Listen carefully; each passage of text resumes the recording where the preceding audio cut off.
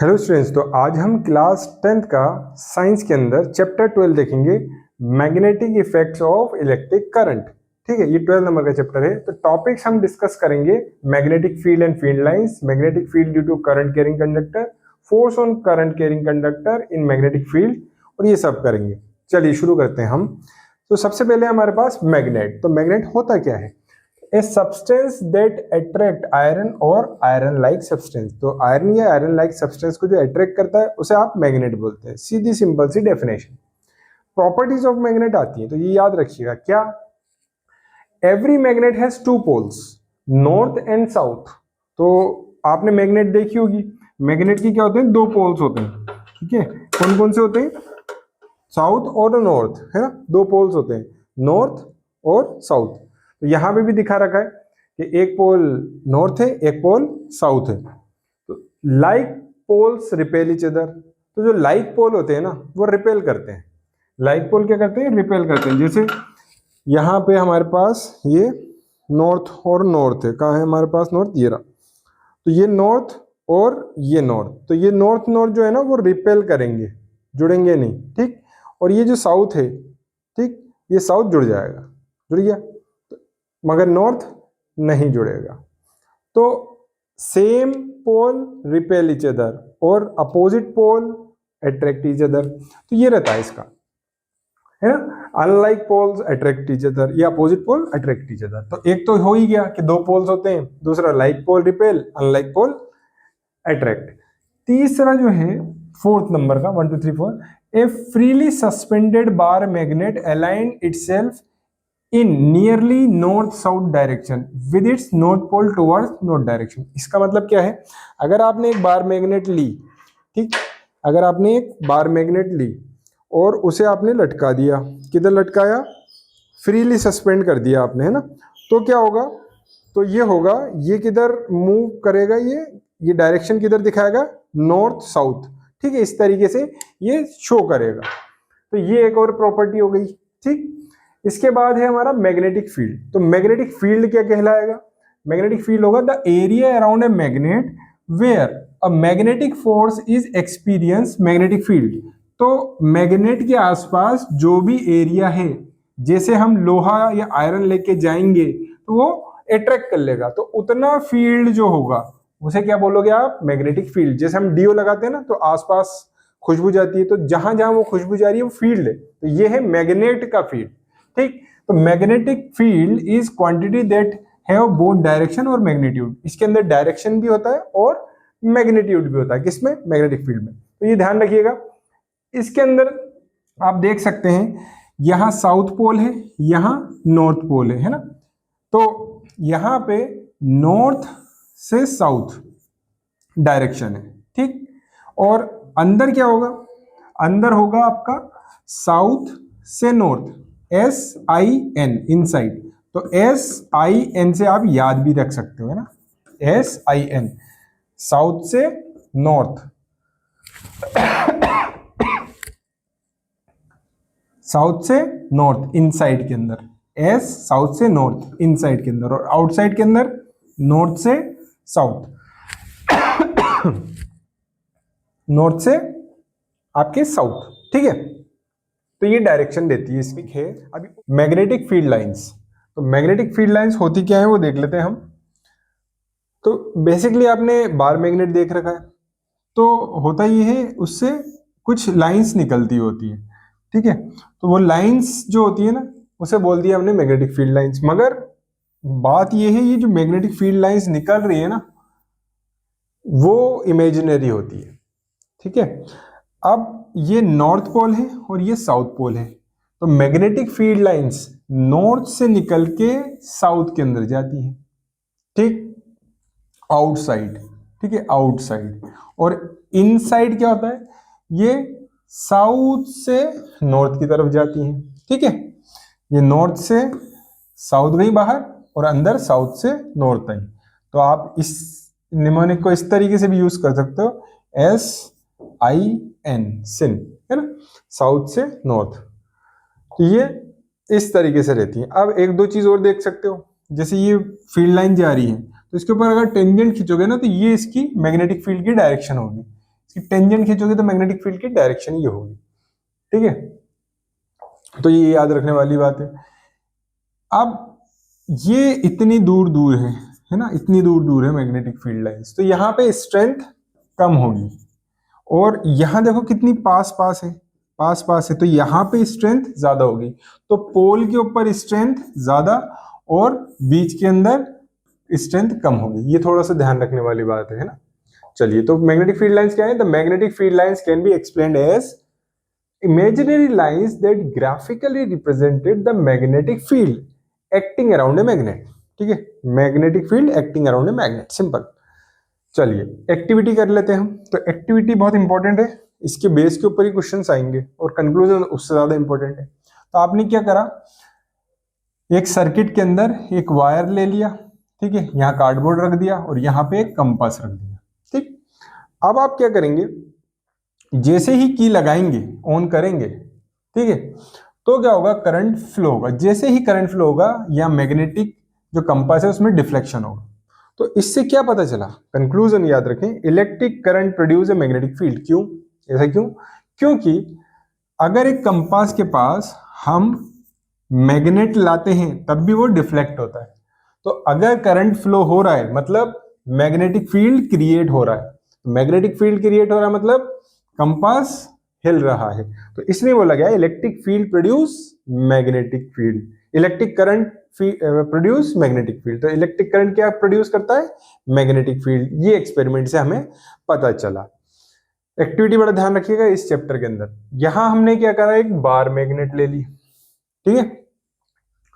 अब जब bar magnet ले ली यहां पे, तो उसके आसपास हमने आयरन फिलिंग्स, आयरन का जो भूसा है ना, छोटे छोटे पार्टिकल्स हैं वो बिखेरे। तो इस तरीके से कुछ शेप्स के अंदर आ रहे हैं ना, ये देखिए इस शेप्स के अंदर ये दिख रहे हैं कुछ, ठीक है। तो इससे क्या पता चल रहा है, इससे ये पता चल रहा है the lines along which the iron filing align themselves represent magnetic field lines. तो ये आयरन फिलिंग्स है ना, ये क्या है, ये क्या रिप्रेजेंट कर रही है, मैग्नेटिक फील्ड लाइंस रिप्रेजेंट कर रही है, ठीक है। तो ये एक्टिविटी से ये पता चल गया हमें, इसलिए हमने ऐसी मैग्नेटिक फील्ड लाइंस बना दी। इसके बाद हमने डायरेक्शन निकालने की कोशिश करी। तो कैसे निकालेंगे एक्टिविटी, इसके अंदर आपने बार मैग्नेट लिया, यहां पे आपने कंपास रखा, तो साउथ इधर है तो नॉर्थ इधर दिखाने लगा, ठीक है। ऐसे ही यहां पे भी रखा, यहां पे भी रखा, यहां पे भी रखा, यहां पे भी रखा।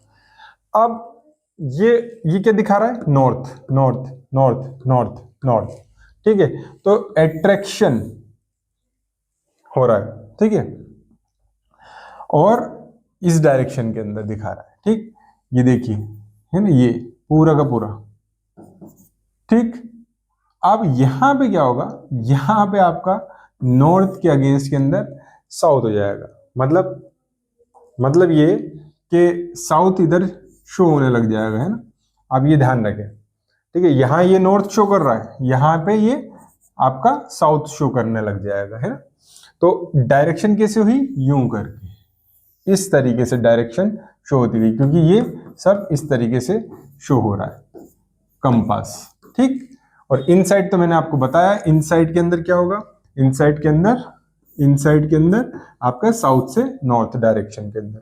तो ये आपको एक चीज पता चल गई, ठीक है। चलिए अब आगे चलते हैं।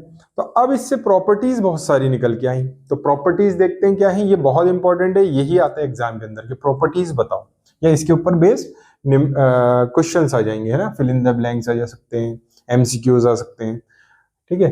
तो मैग्नेटिक फील्ड की properties, property of magnetic field lines, है ना, outside field lines arise from north pole end to south pole. मतलब इसका मतलब क्या हुआ, आउटसाइड बाहर की साइड क्या होगा, magnetic field lines north pole से निकलेंगी और एंड कहां पे होंगी, साउथ पोल के ऊपर। नॉर्थ पोल से निकलेंगी और एंड कहां पे होंगी, साउथ पोल के ऊपर। एक चीज समझ में आ गई, good. Direction of field lines inside magnetic field is from south to north. तो साउथ टू नॉर्थ होगी, साउथ से नॉर्थ होगी इनसाइड के अंदर। ये बात समझ में आ गई आपके, कोई दिक्कत नहीं। There are continuous and form close curve, continuous है, ये आपको दिख रही है कंटिन्यूस है, और ये क्लोज कर्व फॉर्म कर रही है बार बार। ठीक, एक चीज हो गई। Fourth, magnetic field lines never intersect each other. ये नेवर इंटरसेक्ट ईच अदर होती है, क्यों? देखो आप इंटरसेक्ट कहाँ कर रही, आप ये ऐसा होता क्यों है? सपोज हम मान लेते हैं इंटरसेक्ट कर जाएगी, तो सपोज ये वाली लाइन इस तरीके से इंटरसेक्ट कर गई। अब यहाँ पे क्या है, टेंजेंट खींचेंगे, मैग्नेटिक फील्ड की लाइन, मैग्नेटिक फील्ड की डायरेक्शन इस साइड, यहाँ पे भी हम एक टेंजेंट खींचेंगे क्योंकि ये भी एक मैग्नेटिक फील्ड लाइन, ये टेंजेंट खींची, तो मैग्नेटिक फील्ड की डायरेक्शन इधर भी है और इधर भी है, तो ये तो गड़बड़ मामला हो गया। तो इस वजह से ये मैग्नेटिक फील्ड लाइंस इंटरसेक्ट नहीं करेंगी, क्योंकि दो डायरेक्शन नहीं हो सकते मैग्नेटिक फील्ड के। ठीक है, if field lines are close field is stronger and if field lines are far field is weak. तो अगर ये जो फील्ड लाइंस है ये दूर दूर है, मतलब यहाँ पे मैग्नेटिक फील्ड वीकर होगा, और ये पास पास है मतलब यहाँ पे मैग्नेटिक फील्ड स्ट्रॉन्गर होगा, है ना? एकता में बले, ऐसा लग रहा है ना। चलिए, magnetic field due to current carrying conductor. Magnetic field due to current carrying conductor, मतलब करंट होगा कंडक्टर में और उसकी वजह से मैग्नेटिक फील्ड कैसे प्रोड्यूस हो रहा है वो देखते हैं। तो हमने क्या करा, हमने एक एक्सपेरिमेंट लिया। ठीक, कौन सा एक्सपेरिमेंट? ये, इसके अंदर क्या बताया जा रहा है? एक्टिविटी है, एक्टिविटी याद रखनी है आपको कि क्या हो रहा है इसके अंदर। इसके अंदर बताया जा रहा है बैटरी यहाँ नेगेटिव है, यहाँ पॉजिटिव है, और यहाँ नेगेटिव है और ये पॉजिटिव है, तो अपोजिट दिख गई बैटरी। इससे क्या हो रहा है, ये करंट इधर जा रहा है और इसकी बैटरी की वजह से करंट ऐसे डायरेक्शन में जा रहा है। ठीक है, ये अपोजिट डायरेक्शन में है।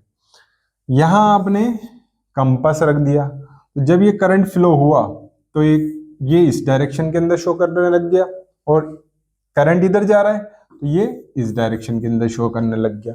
मतलब अगर करंट की डायरेक्शन चेंज हुई तो मैग्नेटिक कंपास की भी डायरेक्शन चेंज हो रही है, मतलब मैग्नेटिक फील्ड चेंज हो रहा है।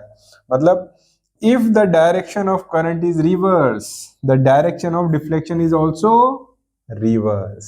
ठीक है, एक और चीज देखी गई कि अगर आप यहां बैटरी की वैल्यू सपोज 5 वोल्ट करते हो और फिर बाद के अंदर 50 वोल्ट करते हो, एग्जांपल दे रहा हूं, 5 से 50 बहुत ज्यादा, तो पहले तो डिफ्लेक्शन जो था वो ऐसा था, मगर जैसे ही वोल्टेज बढ़ाया मतलब करंट बढ़ाया तो बहुत ज्यादा डिफ्लेक्शन हो गया।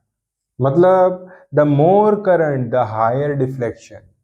ठीक है, तो ये चीज देखी गई इस एक्टिविटी में, तो ये कंक्लूजन बड़े याद रखना है आपको।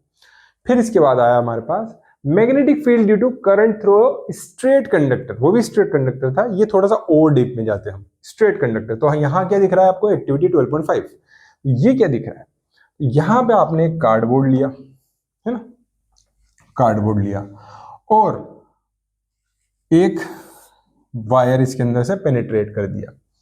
अब आपने क्या करा, एक कंपास लिया और उसके पास रखा, करंट ऑन कर ही दिया।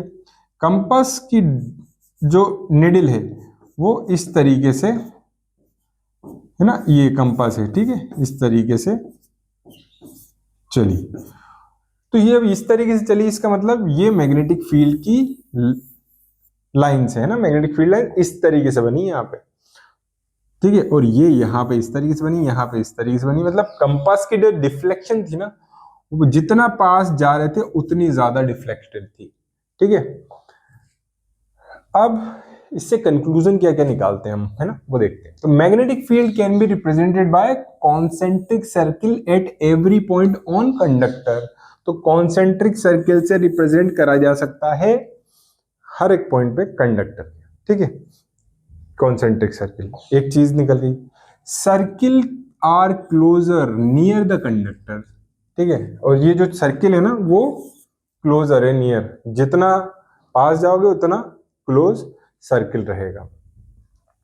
ठीक है, स्ट्रेंथ, ये आ गई मेन चीज, है ना, एक तो कॉन्सेंट्रिक सर्किल से रिप्रेजेंट हो रहा है, एक चीज मेन। दूसरा, strength of magnetic field depend on strength of current.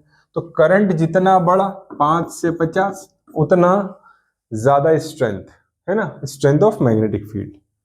चलिए, magnetic field produce by a given current in conductor decrease as the distance from it increase. मतलब अगर अगर आप कंडक्टर से दूर जाओगे, ठीक है, दूर जाओगे तो क्या होगा, मैग्नेटिक जो फील्ड है, ठीक है, magnetic field produce by given current in conductor decreases, magnetic field कम होगा जैसे जैसे आप दूर जाते जाओगे, है ना, डिस्टेंस बढ़ाते जाओगे अपनी, तो मैग्नेटिक फील्ड क्या होगा, कम होता जाएगा। तो ये एक चीज निकली आपको, है ना। वो कैसे पता चल रहा है, वही आपने कंपास रखा, डिफ्लेक्शन जितना ज्यादा, यहाँ पे देखो, यहाँ पे कंपास रखोगे एकदम टेढ़ा डिफ्लेक्शन आएगा, यहाँ पे रखोगे तो आराम से आएगा धीरे धीरे।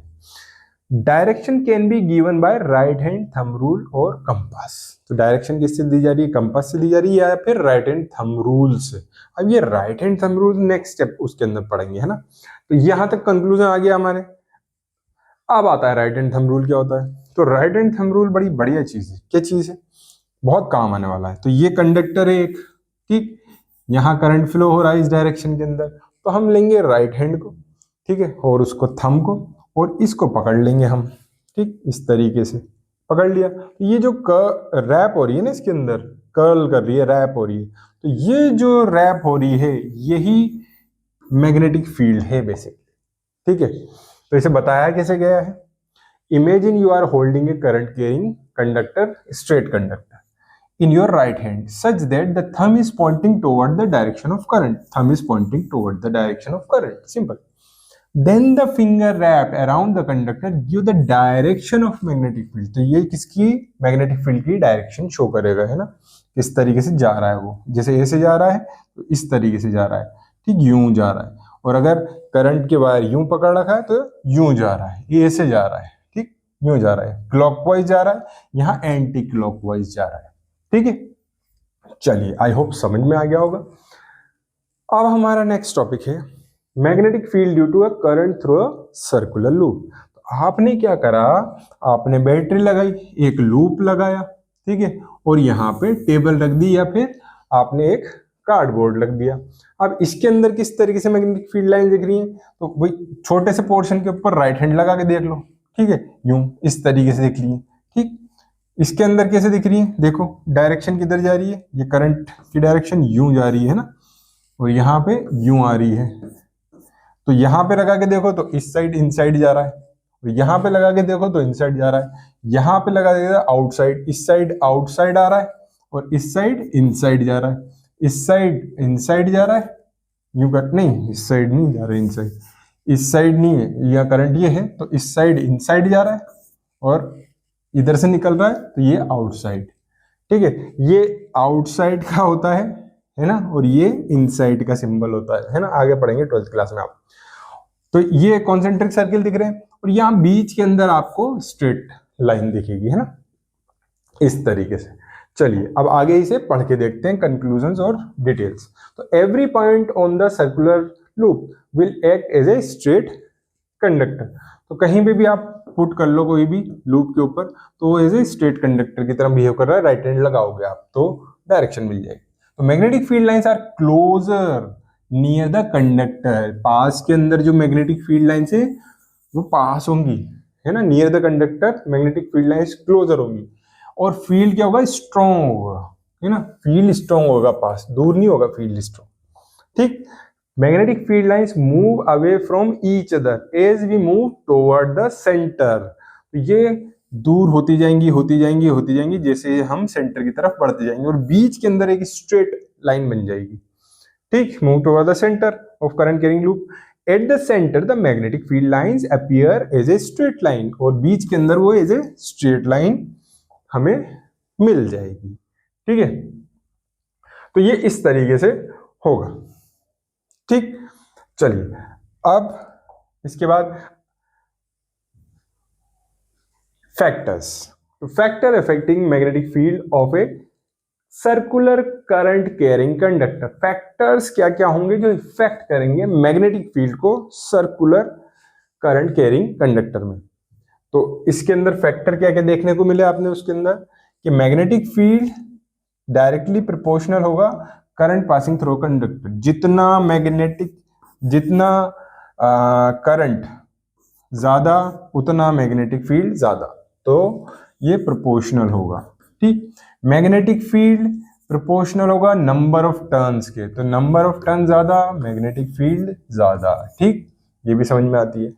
Magnetic field is inversely proportional to distance of conductor, जितना वो दूर है, ठीक है, डिस्टेंस जितनी ज्यादा है उतना मैग्नेटिक फील्ड कम था, ये हमने देखा। तो ये 3 फैक्टर याद रखिएगा, पूछा जाता है। ठीक, इसके बाद आएगा एक्टिविटी 12.6। तो यहाँ 12.6 में क्या बोल रहा है, आपका एक लूप है, ठीक है, इसके अंदर कॉइल्स हैं, बहुत सारे लूप्स हैं, इसको एक कार्डबोर्ड के ऊपर दिखा दिया, या कॉन्सेंट्रिक रिंग्स दिख रही हैं, मैग्नेटिक फील्ड जनरेट हो रहा होगा, फिर इसके बाद की होगी। ठीक है, अब आपने स्टार्ट करा करंट, ठीक है, magnetic field produce by current carrying circular coil. तो यह कंक्लूजन क्या शो करता है, कंक्लूजन ये शो करता है आपका कि magnetic field is additive in nature. मतलब अभी तक क्या था, एक कॉइल थी, मगर अभी आप देखो एक कॉइल, दो कॉइल, तीन कॉइल, चार कॉइल, पांच कॉइल, तो पांचों की पांच कॉइल एक साथ है। तो अब यहां बताया जा रहा है कि एक के अंदर मैग्नेटिक फील्ड होगा, दो, तीन, चार, पांच, तो ये एक साथ एक ही डायरेक्शन में करंट जा रहा होगा ना, तो जितनी कॉइल्स के नंबर ऑफ टर्न्स हैं उतना मैग्नेटिक फील्ड ज्यादा होगा। तो magnetic field is additive in nature, add हो जाएगा मैग्नेटिक फील्ड। क्या मतलब, magnetic field of one loop add up to magnetic field of another loop. ठीक, इसके बाद this is because the current in each circular turn has same direction. इसका मतलब क्या है, एक ही डायरेक्शन में करंट जा रहा था ना, इस वजह से हुआ ये। ठीक है, तो ये कंक्लूजन भी आपको याद रखना। टॉपिक है magnetic field due to a current in solenoid. तो सबसे पहले हम देखेंगे सोलेनॉइड क्या होता है, ठीक है, और फिर उसके अंदर देखेंगे करंट का मामला। तो सोलेनॉइड कुछ नहीं होता, सोलेनॉइड क्या होता है, एक आपने कॉइल ली और उसको इस तरीके से मोड़ दिया और उसके अंदर आपने करंट फ्लो कर दिया, बस ये हो गया आपका सोलेनॉइड। तो ये आपको थोड़ा सा इस तरीके से दिखा रखा है ना, इस तरीके से दिखा रखा है। तो यहां जैसे ही करंट फ्लो करेंगे तो क्या होगा, ये करंट फ्लो होगा तो मैग्नेटिक फील्ड इस तरीके से स्टार्ट हो जाएगा, मतलब ये as a bar magnet behave करने लग जाएगा, यहां नॉर्थ पोल यहां साउथ पोल। ठीक है, तो इस तरीके से ये बिहेव करेगा, और वही आउटसाइड के अंदर नॉर्थ से साउथ और इनसाइड के अंदर साउथ से नॉर्थ डायरेक्शन रहेगी इसकी। ठीक है, तो ये फील्ड लाइन से आसपास और ये सोलेनॉइड है। अब ये इसकी कहानी क्या है, डेफिनेशन क्या है। Solenoid is the coil with many circular turn off insulated copper wire wrapped closely in the shape of cylinder. ये सिलेंड्रिकल फॉर्म में रैप्ड हुई हुई है कॉपर वायर, तो इसे बोल रहे हैं सोलेनॉइड। अब one end of solenoid behave as north pole, तो एक पोल नॉर्थ पोल बिहेव करता है, दूसरा पोल कैसे बिहेव करता है, साउथ पोल बिहेव करता है ना, second behave as south pole. Magnetic field lines are parallel inside solenoid, जैसे कि बार मैग्नेट में था, तो ये सब पैरेलल होंगी इससे, जैसे बार मैग्नेट में थी, which shows that magnetic field same at all point inside the solenoid। तो यहाँ पे सब जगह सेम मैग्नेटिक फील्ड रहेगा, जबकि यहाँ अलग होता है, यहाँ अलग होता है, यहाँ अलग होता है, अंदर सेम रहता है। ठीक है, पैरेलल होती है मैग्नेटिक फील्ड लाइन, इसीलिए तो याद रखिएगा, इंपॉर्टेंट चीज है। सोलेनॉइड एज इलेक्ट्रोमैग्नेट, तो सोलेनॉइड एज इलेक्ट्रोमैग्नेट में क्या है, तो इसके अंदर क्या हुआ कि आपने कॉइल तो बना रही थी, उसके अंदर आपने क्या करा, एक आयरन, सॉफ्ट आयरन जो सिलेंड्रिकल फॉर्मेट में वो डाल दिया, तो बस वो इलेक्ट्रोमैग्नेट बन गई।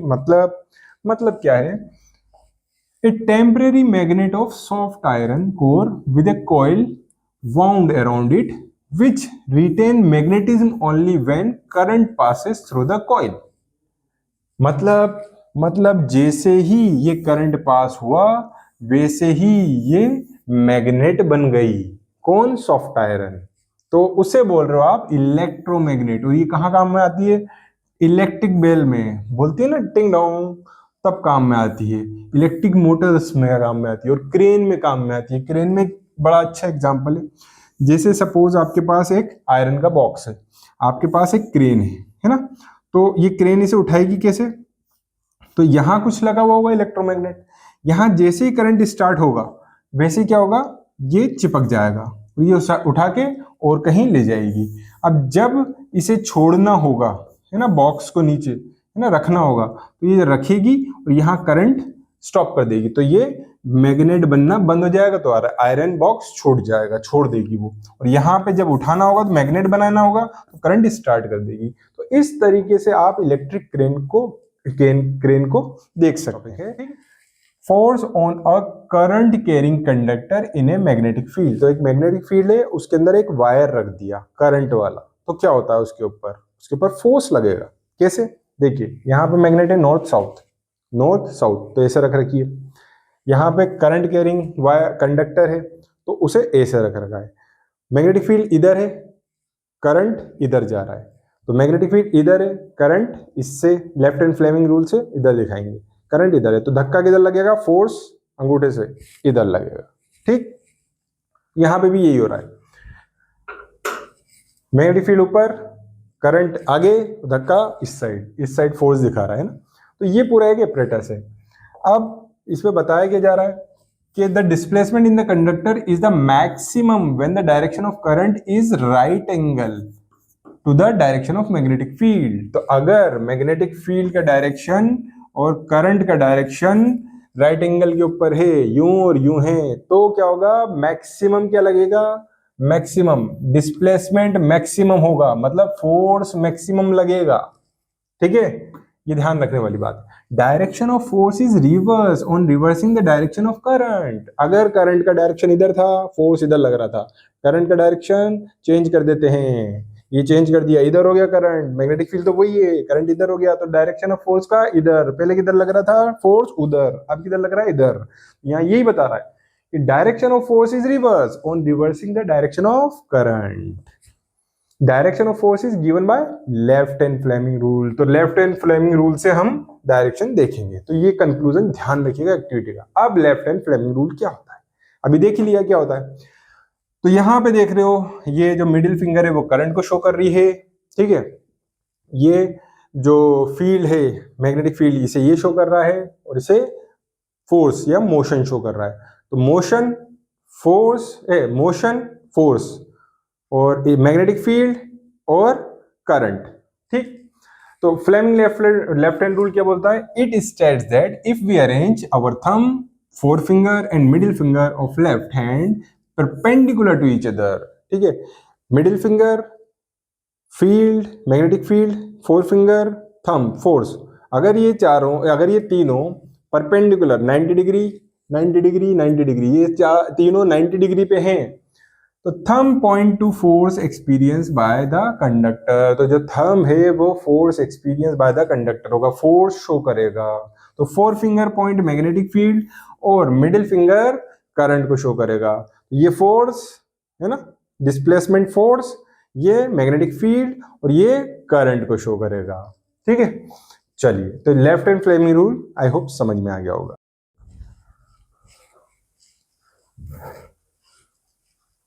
तो ये वन शॉट में ऐड कर लेना। हेलो स्टूडेंट, तो आज हम क्लास 10th का chapter number 12 magnetic effect of electric current देखेंगे। उसमें टॉपिक है हमारा डोमेस्टिक इलेक्ट्रिक सर्किट्स। तो ये बोलता क्या है, ये सर्किट दिखा के, घर का सर्किट है बेसिकली, समझ लें आप। तो यहाँ जैसे थर्मल पावर प्लांट है, जहाँ बिजली बनती है, फिर वहां से आपकी इलेक्ट्रिसिटी बोर्ड में आएगी आपकी सिटी तक, फिर उसके बाद आपके मोहल्ले का जो ट्रांसफार्मर होगा ना वहां तक पहुंचेगी, वहां जो फ्यूज लगा हुआ होगा। उसके बाद आपके घर के मीटर के ऊपर आएगी, इलेक्ट्रिक मीटर के ऊपर आएगी। फिर उसके बाद आपके एक एमसीबी बॉक्स लगा होता है जहां से डिस्ट्रीब्यूट होती है हर जगह घर के अंदर लाइट। फिर क्या है, अलग अलग जगह के ऊपर आपके इस तरीके से लगे होते हैं। अब ये इसके अंदर अलग अलग जो कलर दे रखा है, जैसे ग्रीन, रेड और ब्लैक। ठीक है, ये कुछ क्या चीज है, तो ग्रीन को आप बोलते हैं अर्थ वायर, रेड को लाइव वायर और ब्लैक को न्यूट्रल वायर। रेड और ब्लैक के बीच में 220 का डिफरेंस, पोटेंशियल डिफरेंस होता है। ठीक है, तो अब इसे थोड़ा सा डिटेल में देख लेते हैं कि there are 3 kind of wire. Live wire positive होता है, रेड इंसुलेशन कवर होता है न्यूट्रल वायर ब्लैक होता है इंसुलेशन कवर के अंदर, जो कि नेगेटिव होता है। अर्थ वायर ग्रीन होता है, ठीक है। पोटेंशियल डिफरेंस लाइव और न्यूट्रल के बीच में कितना रहता है, 220। ये हमने यहाँ देख लिया, ये आप इसके अंदर देख भी सकते हैं, ठीक है। तो ये समझ लें आप, ये वायर खूब देखें, मतलब आप पड़ा हुआ हो ना खाली यूं ही, तब भी आप खोल के देख सकते हैं, ऐसे ही दिखिएगा वो हर जगह। अब हुआ क्या, इसके बाद शॉर्ट सर्किट की बारी आई। शॉर्ट सर्किट में हुआ क्या, आपका जैसे बल्ब कनेक्टेड है ना, बैटरी ले लें या फिर जहां भी से भी लाइट आ रही है वो ले लें, तो एक वायर जा रहा है, दूसरा वायर जा रहा है, मगर और बल्ब जल रहा है, मगर बीच के अंदर कट लगा तो दोनों मिल गए। तो क्या है, वायर यहां से लाइट गई, मतलब करंट गया और यहां से घूम के आ गया, तो इसे बोलते हैं शॉर्ट हो गया सर्किट, छोटा हो गया, शॉर्ट हो गया सर्किट। तो a sudden flow of very large current due to direct contact of live wire and neutral wire is called short circuit. तो डायरेक्ट कांटेक्ट हो गया लाइव का और न्यूट्रल का, ये जो ब्लू है वो ब्लैक है एक्चुअली, है ना, तो कहीं कहीं ये ब्लैक को ब्लू कर देते हैं, तो ये न्यूट्रल वायर और ये लाइव वायर का कनेक्शन हो गया डायरेक्ट, है ना, बिना इधर गए हुए, तो क्या होगा, वो शॉर्ट हो जाएगा और बहुत तेजी से इलेक्ट्रिसिटी फ्लो होगी और चीजें खराब हो सकती हैं, वायर जल भी सकता है, ठीक है। The resistance of circuit become almost zero, और क्या होगा, रेजिस्टेंस जीरो हो जाएगा, तो एकदम तेजी से फ्लो होगा करंट, और फ्लो होगा तो फिर वायर ही जल जाएगा, ये शॉर्ट सर्किट होता है। इसके बाद ओवरलोडिंग कैसे हो गया, तो ऐसे ही होता है ओवरलोडिंग भी, when current drawn is more than current carrying capacity of conductor it result in overloading. मतलब अगर एक वायर है उसके ऊपर आपने बहुत सारा लोड डाल दिया तो उसकी बस की बात नहीं रहेगी, तो उसे ही बोलेंगे आप ओवरलोडिंग। कॉज क्या क्या होते हैं उससे समझ में आएगा, जैसे accidentally hike in voltage supply, 220 volt है, 440 वोल्ट आ गया एकदम, तो एकदम ओवरलोडिंग हो जाएगी, ठीक है। Use of more than one appliance in single socket, तो आपका एक सॉकेट होता है ना ऐसा, उसके अंदर आपने प्रेस भी लगा दी, फैन भी लगा दिया, गीजर भी लगा दिया, कुछ भी लगा दिया, तो ज्यादा लोड डाल दिया उस बेचारे एक सॉकेट के ऊपर, तो वो जल जाएगा। तो अब इसके लिए फायदा क्या है, अपने पास अपन ने पढ़ रखा है पहले, इलेक्ट्रिक फ्यूज लगा देते हैं वहां पे ताकि वो मेल्ट हो जाए अगर लार्ज करंट फ्लो हो तो इससे क्या होता है, डिवाइस बच जाती है। अर्थ वायर देखा था ना ग्रीन कलर का, तो क्या काम करता है, वो बड़ा अच्छा काम करता है, हमें करंट लगने नहीं देता, ठीक है, बचा लेता है, हमें प्रोटेक्ट कर लेता है। तो protect us from electric shock in case of leakage of current specially in metallic body appliances. मतलब अगर आपका कूलर है ना, कूलर है, हवा अच्छी देता है, मगर उसके गलती से आपने हाथ लगाया तो करंट आ जाता है, ये देखा होगा बारिश के दिनों में, तो वो लीकेज होता है उस टाइम पे करंट। तो अगर आपका वो कूलर अर्थ वायर से कनेक्टेड नहीं है तो आप करंट आएगा, चिपक जाओगे, मगर अगर वो अर्थ वायर से कनेक्ट है तो वो क्या करेगा, लीकेज जो करंट होगा ना उसे उस वायर से अर्थ के अंदर भेज देगा।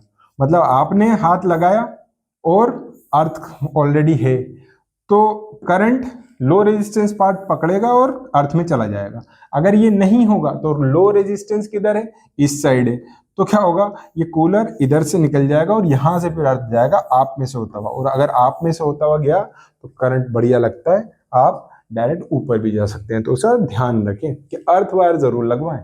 तो it provide low resistance path for current in case of leakage of current, ये लो रेजिस्टेंस पाथ शो करता है, ये बहुत अच्छी चीज है, अर्थ लगाना चाहिए। टॉपिक है एसी और डीसी। तो अल्टरनेटिंग करंट क्या होता है, सबसे पहले वो देखते हैं। तो the current which reverse is direction periodically, तो पीरियडिकली ये अपने डायरेक्शन रिवर्स करता है। मतलब अगर आप ग्राफ देखें तो इस तरीके से ये डायरेक्शन शो करता है, मतलब ये ऊपर गया फिर नीचे गया, ये पॉजिटिव साइड ये नेगेटिव, है ना, ये पॉजिटिव ग्राफ और ये नेगेटिव, तो इस तरीके से ये डायरेक्शन चेंज करता है, रिवर्स करता है, ठीक है, हर एक साइकिल में।